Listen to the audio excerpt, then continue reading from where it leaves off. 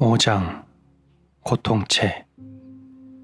최고의 예술은 과거를 내려놓는 것.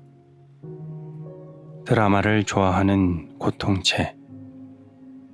주위에 누군가가 가급적이면 배우자나 가족이 있다면 고통체는 인간관계에 드라마를 일으켜 먹이를 얻기 위해 그들을 자극하려고 시도할 것이다. 말 그대로 초인종을 누르는 것이다. 고통체가 친밀한 관계와 가족을 좋아하는 것은 그들에게서 대부분의 먹이를 얻기 때문이다. 당신을 자극하고 반응을 일으키려고 작정한 누군가의 고통체에 저항하기란 쉬운 일이 아니다. 그는 직감적으로 당신의 가장 약한 부분, 가장 상처 입기 쉬운 곳을 알고 있다. 만약 한 번에 성공하지 못하면 몇 번이나 시도한다.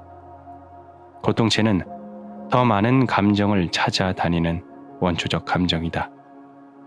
상대방의 고통체는 당신의 고통체를 깨우고 싶어 하고, 그렇게 해서 두 고통체가 서로에게 강한 에너지를 준다. 많은 인간관계에서 간격을 두고 주기적으로 폭력적이고 파괴적인 고통체의 사건이 일어난다.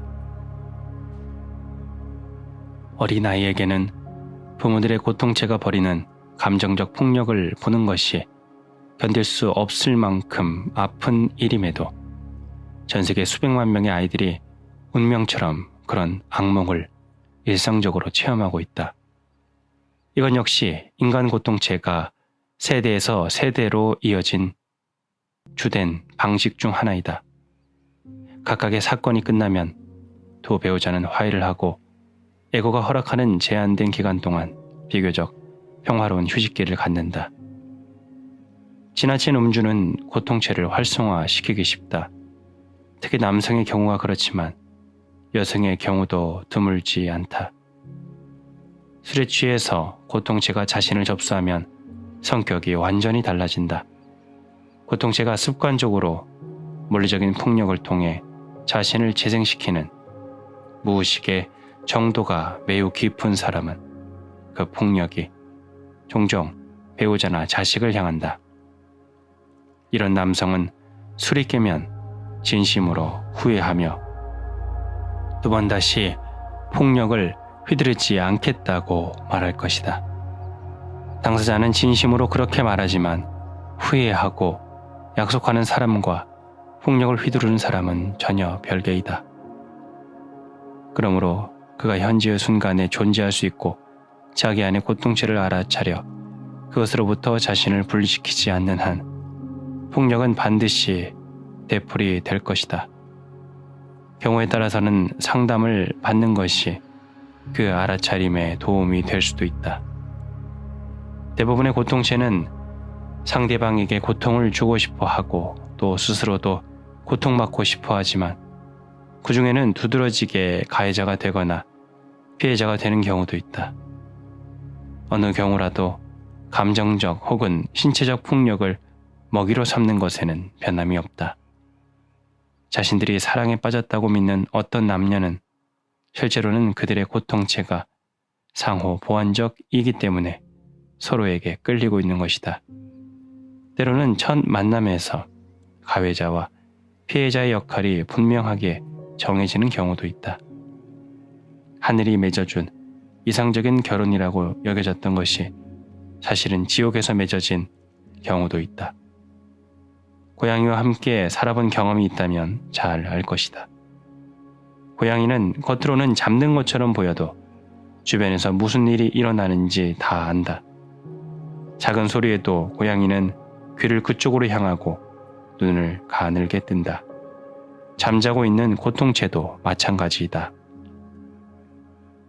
어떤 차원에서 고통체는 여전히 깨어있고 적절한 계기만 주어지면 곧바로 행동할 준비가 되어 있다.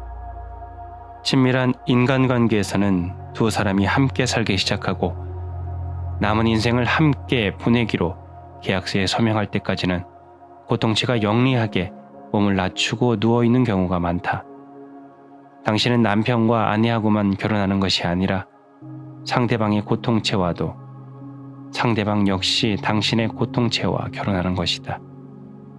함께 살기 시작하거나 신혼여행에서 돌아오자마자 갑자기 배우의 인격이 완전히 변한 것을 알아차리면 분명 충격일 것이다.